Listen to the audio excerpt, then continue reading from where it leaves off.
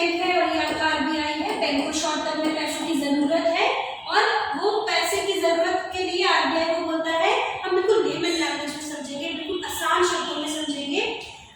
तो एक किसान है, एक जमींदार है, किसान को पैसे की जरूरत है, वो जमींदार के पास जाएगा और बोलेगा मुझे उधार दे दीजिए, जमींदार बोलेगा फॉर एग्जाम्पल